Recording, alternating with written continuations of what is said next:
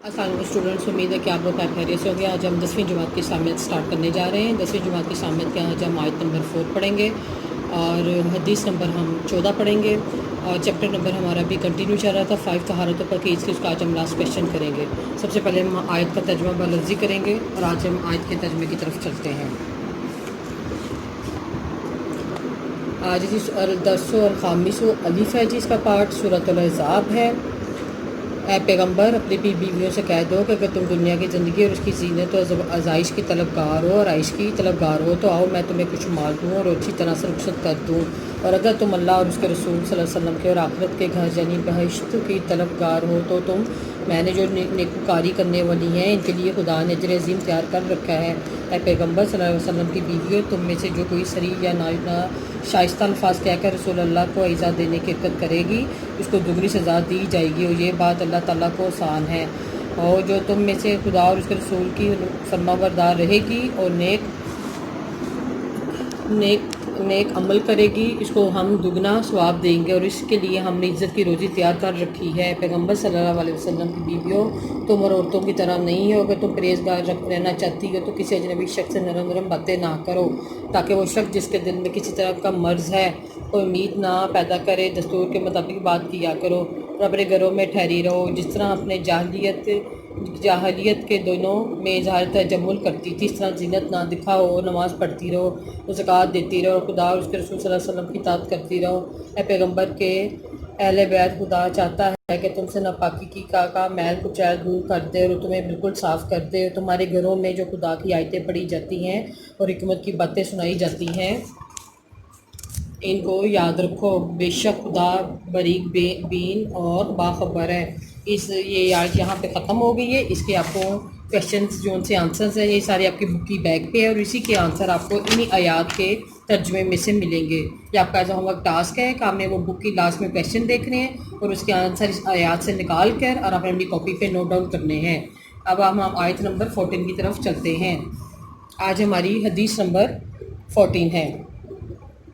ईज़ा ओकी मातल सलातो फ़ाला तातुहा तस औना व आतुहा तमशूना व लैकुमुल सकीनातु फ़ामा अदरकतुम फ़सल्लु व मा फ़ाअतकुम फ़ाअतिमु। जब नमाज खड़ी हो जाए तो उसके लिए दौड़ते हुए ना आओ बल्कि इत्मीनान और वक़ार से चलते हुए आओ।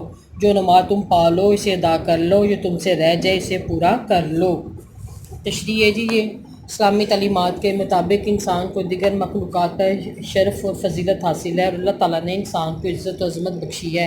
अल्लाह ताला ने इंसान को दूसरी मखलूक़ात के मुकाबले में बहुत बुलंद मुकाम और मर्तबा अता फ़रमाया है। इस्लाम की सारी तालीमात और अहकाम भी इस बात का मलहूज़ रखा गया है कि इस्लाम का इंसान से ये मुतालबा है कि वो कभी और किसी सूरत भी अपने इस बुलंद मर्तबे से ना नीचे गिरे, अपने तमाम अफ़कार व ख़यालात और माल में इसे पेश नज़र रखे।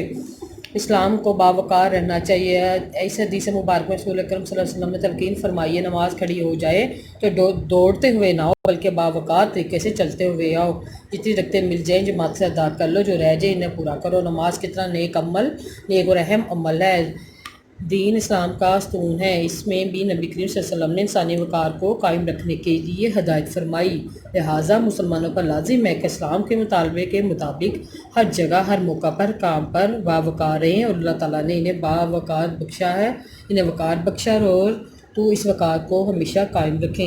ये आपकी हदीस नंबर 14 है जिसका आपने तर्जुमा लिखना है, विद आपने तशरीह कॉपी पे करनी है, ये आपके नोट्स हैं जो आपने नोट डाउन करने हैं। हमने किया हुआ था स्टार्ट तहारत और जिस्मानी पाकीज़गी का। ये हमारा आज लास्ट क्वेश्चन है जी, लास्ट आंसर हमारा जा रहा है ये आज। तहारत के क्या फ़वाइद हैं?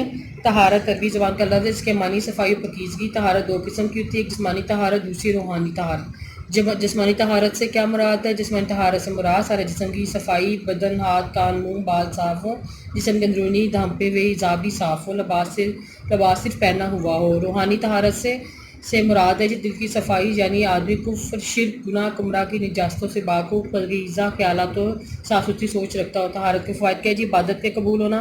अगर आप तहारत के फ़वाइद हैं जी, इबादत करने ख़ास तौर पर नमाज अदा करने के लिए जिस्म जगह का साफ़ होना ज़रूरी है। सफाई सेहत की ज़ामन है। गंदे जिस्म और गंदे कपड़ों में बीमारियाँ फैलाने वाले जरासीम और बैक्टीरिया पैदा होते हैं। अक्सर बीमारियाँ इंसान के गंदा रहने से पैदा होती हैं। साफ़ सुथरा रहने वाले लोग सेहतमंद और तवाना रहते हैं। اللہ تعالیٰ صاف ستھرے لوگوں کو پسند کرتا ہے، اللہ تعالیٰ بھی صاف ستھرے لوگوں کو پسند کرتا ہے۔ قرآن پاک کا ارشاد، اللہ تعالیٰ صاف ستھرے لوگوں کو پسند کرتا ہے۔ صاف ستھرے لوگ آدمی سے بات کرنا، اس کے پاس بیٹھنا اور اسے اپنے پاس بیٹھانا پسند کرتا ہے، جو کہ گندے آدمی سے لوگ نفرت کرتے ہیں۔ رسول پاک صلی اللہ علیہ وسلم نے فرمایا نہ صفائی نصف ایمان ہے۔ جی اس کے فوائد ہیں طہارت و پاکیزگی کے، عرفان الہی حاصل ہوتا ہے، دل میں پاکیزہ جذبہ رکھنا، ذہن میں اچھی سوچ رکھنا، روحانی طہارت کہلاتا ہے۔ انسان کا دل جیسے جیسے پاکیزہ اور نیک جذبات کا منبع بنتا جاتا ہے، ویسے ویسے اسے عرفان الہی حاصل ہو جاتا ہے۔ عبادات کے حقیقی مقصد کا ذریعہ ایک مسلمان عبادت کا اصل ثواب و اجر اسی وقت حاصل کر سکتا ہے جو وہ اپنی دل و دماغ کو پاکیزہ کا بنا لیتا ہے، پھر اسے نماز پڑھنے میں سرور آتا ہے اور روزہ رکھنے میں بھی تسکین حاصل ہوتی ہے۔ اگر دل و دماغ پاکیزہ نہ تو نماز مشقت اور فروزہ فاقہ ہی رہتا ہے، تو دل و دماغ کی پاکیزگی حلال و پاکیزہ رزق سے پیدا ہوتی ہے۔ قرب الہی کا ذریعہ جب انسان کی عبادت سمجھ جاتی ہے تو پھر سے قرب الہی حاصل ہونا شروع ہو جاتا ہے، پھر ایک حد ایسی آتی ہے کہ اللہ تعالیٰ کا مقبول ترین بندہ بن جاتا ہے۔ یہ آپ کا لاسٹ آنسر تھا، یہ آپ کا طہارت و جسمانی صفائی کا لاسٹ آنسر ہے۔